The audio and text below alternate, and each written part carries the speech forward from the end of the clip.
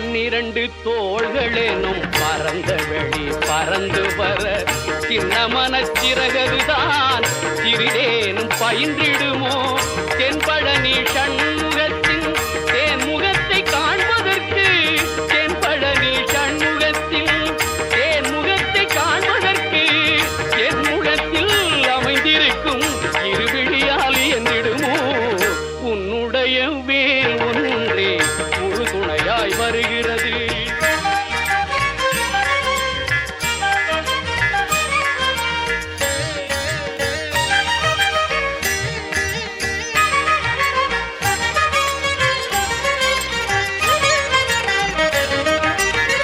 சூழ்ந்திருக்கும் இயற்கை எல்லாம் சொல்லுரையா திருப்புகழை சுற்றி வரும் உலகமெல்லாம் துதிக்கிறையா உன் பெயரை.